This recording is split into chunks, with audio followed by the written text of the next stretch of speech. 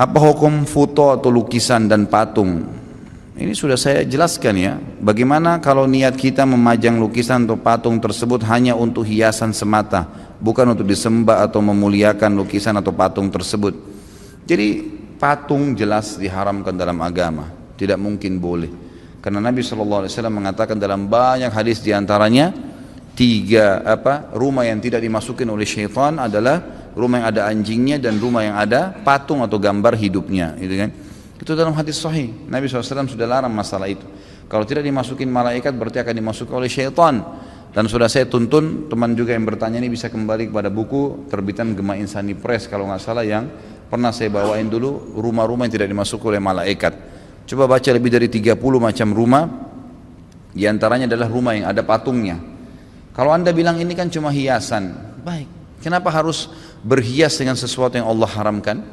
Ya, kan? Anda perlu tahu dalam hadis Bukhari dijelaskan awal mula kesesatan manusia, pertama kali mereka nyembah berhala di zaman Nabi Nuh alaihissalam meninggal. Pada saat Nabi Nuh alaihissalam meninggal, kata Nabi SAW, datang kepada mereka syaitan menjelma menjadi manusia, kemudian berkata kepada mereka, ya, kepada orang-orang yang sudah meninggal nih. Jadi generasi Nabi Nuh sudah meninggal, generasi sahabatnya juga sudah meninggal. Sekarang generasi tabiinnya.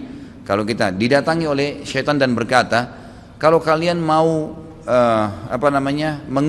mengenang orang-orang soleh seperti Nuh dan teman-temannya, sahabat-sahabatnya, dan kalian juga bisa lebih rajin beribadah, buat patungnya, jangan disembah, nggak boleh sembah, itu syirik. Cuma letakkan saja di tempat ibadah-ibadah kalian. Jadi setiap kali kalian lihat, kalian teringat mereka, kalian ibadah lagi. Taruh di pasar-pasar, supaya kalau orang di pasar tidak berani buat maksiat karena tahu ini ada patungnya orang soleh. Niatnya baik awalnya. Lalu apa kata Nabi SAW? Ini hadis sahih riwayat Bukhari. Kata Nabi SAW, setelah generasi itu mati, syaitan datang lagi ke generasi yang masih mudahnya didatangin. Dulu ayah-ayah kalian tidak buat patung-patung ini kecuali untuk jadikan perantara dengan Allah. Karena mereka orang saleh, diijabah doanya. Bilang ke dia, patung itu baru ke Allah. Dilakukanlah oleh orang-orang tersebut, akhirnya sampai patung ini disembah. Awalnya begitu. Enggak kok, saya datang ke diskotik cuma mau tahu. Saya masuk ke tempat perzinahan cuma mau lihat ini bahaya. Kalau tiba-tiba kita meninggal, mati, lagian ngapain coba-coba lihat gitu.